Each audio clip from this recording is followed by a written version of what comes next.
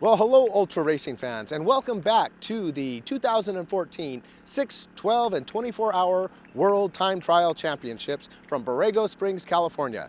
I'm your host, Jeric Wilhelmsen. So moving into the afternoon, the 24-hour racers who had to deal with the cold from last night now had to not only deal with the heat of the day, but another unexpected challenge, the wind. And it really took a toll on a lot of the riders. So let's cut to the video and check it out. Approaching noon on Saturday, the 24-hour racers have been on their bikes 18 hours. The 12-hour racers started just 6 hours ago, and the 6-hour racers prepare at the starting line. But before they take off, a few of them take the opportunity to show off their skills.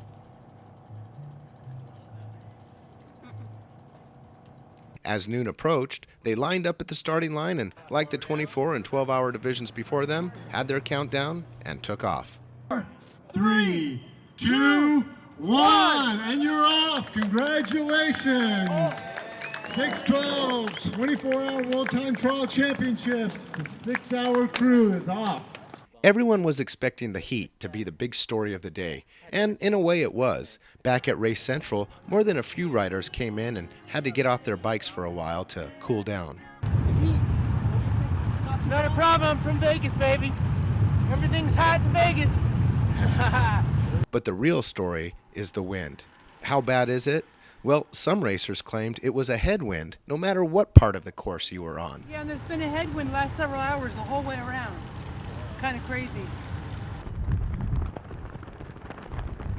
But it was pretty clear that the southern half of the route was where it was at its worst.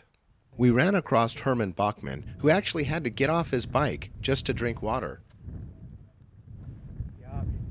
But no matter how windy it is, some racers are loving every minute of it. I can do it. It's nothing worse than I've seen in Ram. Now, there's one thing I love about ultra racing, and that's the spirit of camaraderie amongst the racers and other participants. Sarah Pilla came across a story where someone offered a helping hand and essentially saved the day. Well, imagine you spent your hard-earned money and time to get to ride in the Borrego Springs World Time Trials, when all of a sudden, life throws you a major curveball. For Canadian rider Donn MacDougall, his bad luck turned around quickly with the help of two special men in the ultra cycling community. Well, I picked up my bike, cleared customs in Calgary. I know the bike went on the conveyor belt, and then when I got to Los Angeles, nobody knew where my bike was. In a panic, I talked to Rick, the director, and he said, hey, why don't you talk to the guys at Titanflex? Maybe they can hook you up with a bike.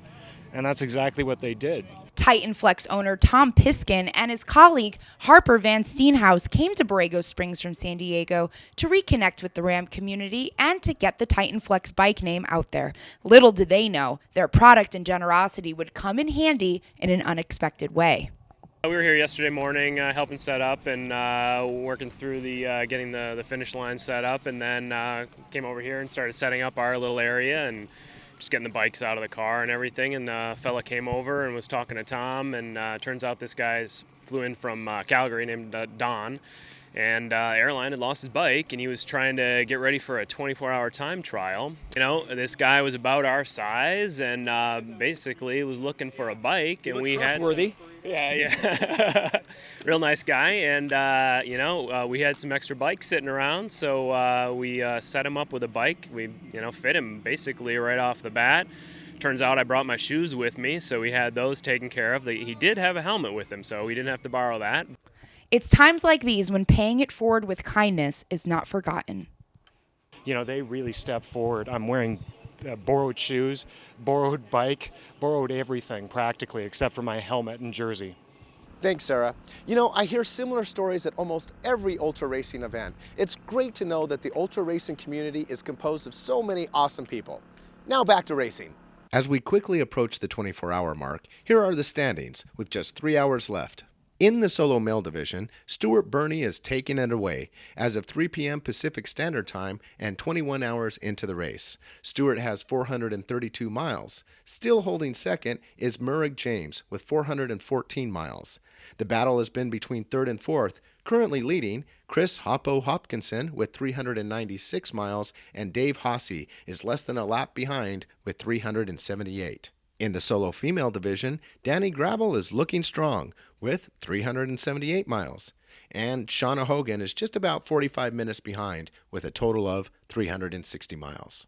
For the most up-to-date stats, check out the 24 Worlds website at www.24hrworlds.com. And make sure to follow us on social media. Check out our website at ultraracingnetwork.com. On Facebook, you can find us at Ultra Racing Network. And follow us on Twitter at Ultra Race Report.